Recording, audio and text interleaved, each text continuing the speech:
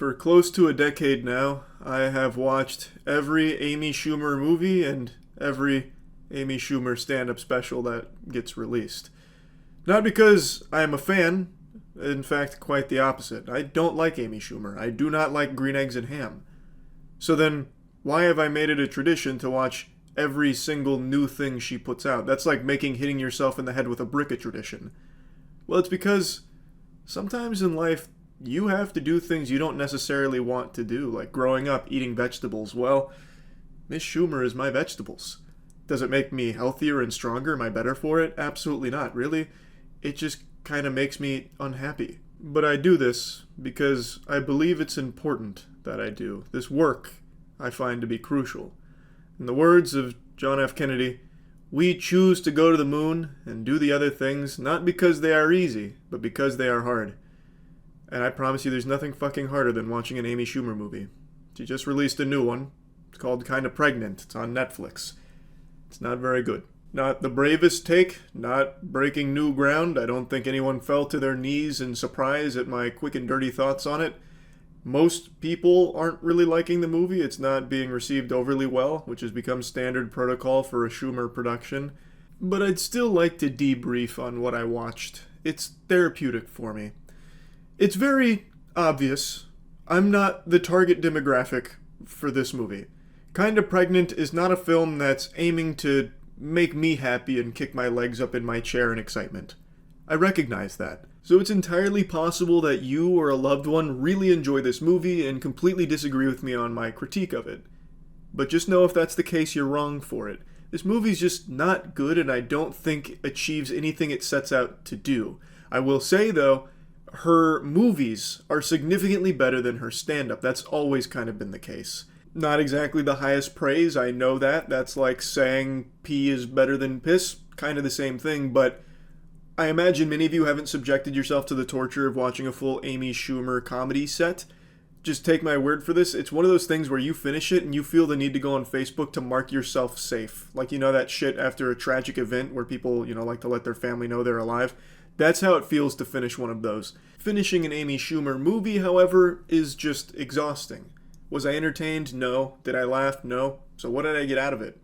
Nothing. Just an hour and 40 down the tubes. That's really about it.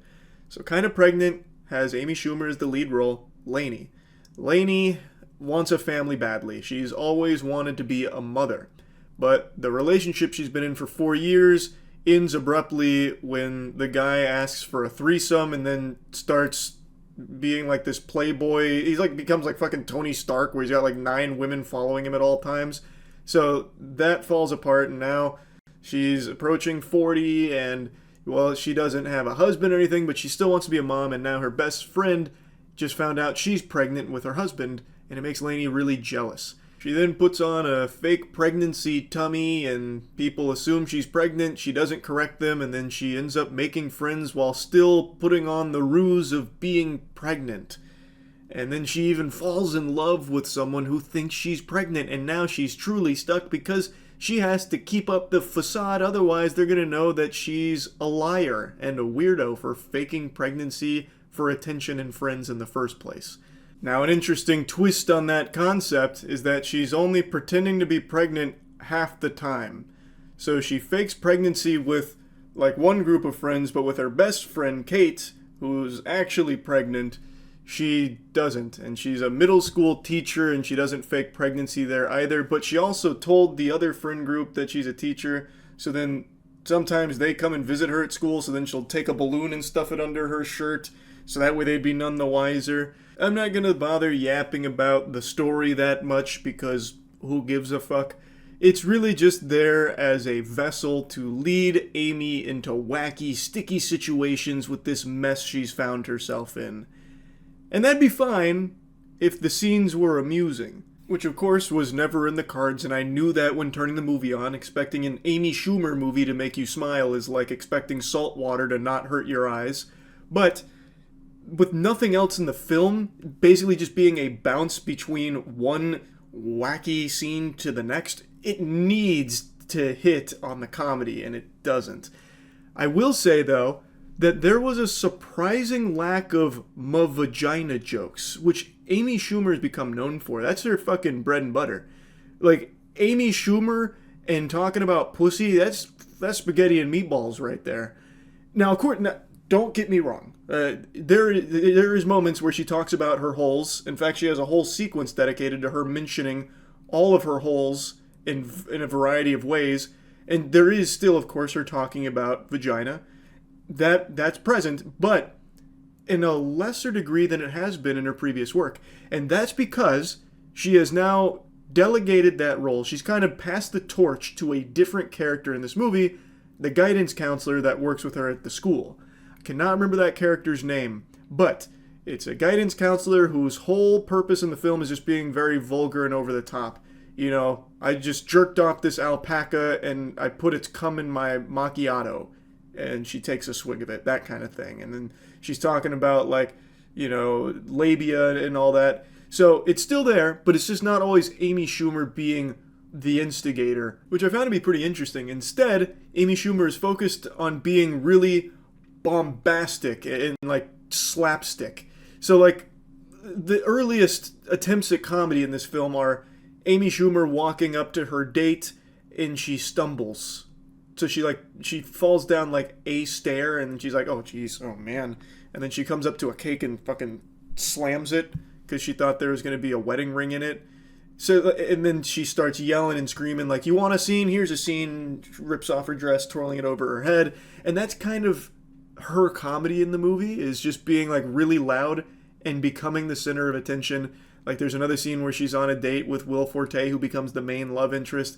And he mentions there's a guy on the ice that's kind of ruining the ice. So she screams at him that he's going to get killed if he keeps doing it up. She's fucking yelling and screaming at him. And that's most of her jokes throughout the film. Now, of course, she has like the little quips and she bounces off Will Forte for these quips. It doesn't work for me. Maybe someone out there will really enjoy the comedic stylings of Amy Schumer. Wasn't hitting for me. That was shitting, unfortunately. And one thing I found really interesting is that throughout the entire runtime of this film, I would imagine there is not a single scene that goes by without Lainey being present. I'm pretty sure across the entire hour 40 or however long the movie is, she is there for every fucking second of it. And it feels like every character in this movie is there solely to elevate her character, because she just steps all over them. Every character just feels like some kind of fucking, you know, like plyometric that she'll jump on top of in order to get like the joke in. So the most egregious example is her best friend Kate, the one who's actually present and then sends her down this spiral. Kate, she's not even a character. She's just kind of like a step stool for Lainey to plop herself on top of. Because every time Kate is in a scene, Lainey's there too, and then Lainey makes it all about herself and making her the spectacle of it. And it's not like, you know, that's the message, how Lainey's been selfish, like you're jealous of your friend's happiest moment, you know, having this baby. No, because the film doesn't actually give any consequences to Lainey for her lying and all of her dishonesty. And also the way that she like melted down in class. Like she started a fucking fire in the school because she was having like this big breakdown, and she's just in general a bad teacher from everything they show. But she doesn't get any consequences at all. She doesn't learn or grow. So that definitely isn't a message. It's just every time there is a scene with another character, Lainey will be there to ensure that that other character doesn't get to do anything. It has to be Amy Schumer being the full fucking focus at all times. It just felt really weird to me. It seems as though there was this almost spiteful decision made from the production staff. This was produced by Happy Madison. Adam Sandler is credited as one of the producers. And it almost feels like Adam Sandler was like, okay, so people don't like Amy Schumer? Well, how about a movie where it's Amy Schumer in every fucking scene? You don't like her? Well, you're gonna get her for every goddamn frame of this movie. It's like when, you know, your parents catch you smoking a cigarette and they're really disappointed. It's like, what are you doing? Okay, you like to smoke cigarettes? Well, here, you're gonna smoke the whole damn pack right now. You know, that kind of thing.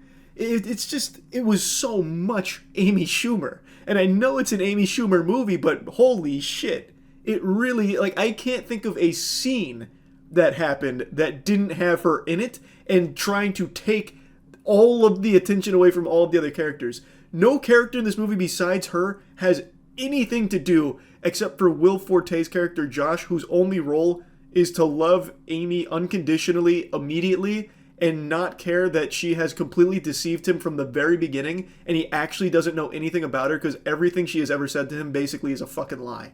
And he's just supposed to be like a clapping seal that's okay with it because they fucked once. It's just, I don't know. I don't really understand what the movie was even trying to do, like with the messaging of it or anything, if there even was one. Because it's not even a movie that celebrates pregnancy or anything.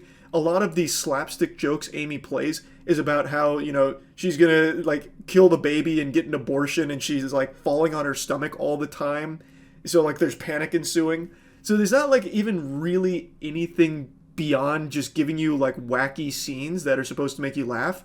But I just don't think the comedy hits, so I don't think many people will laugh at them. And judging by like most people's reception to it, it's not really hitting in any of the demographics, even outside of just like the fucking dumb idiot like me that'll sit down and watch it knowing full well he's not going to like it going into it. You know what I mean? Anyway, though, I'll stop ranting about it. What an extraordinary use of a bit of my Valentine's Day here watching Amy Schumer's Kinda Pregnant. So, just needed to vent about it. And, you know, I watch every Amy Schumer production, and I'll continue to do so. And maybe one day we will find gold. There will be an actual banger from Schumer. But that day has not come to pass yet, and it is not Kind of Pregnant. But who knows? Maybe it'll be the next one. That's really about it. So yeah.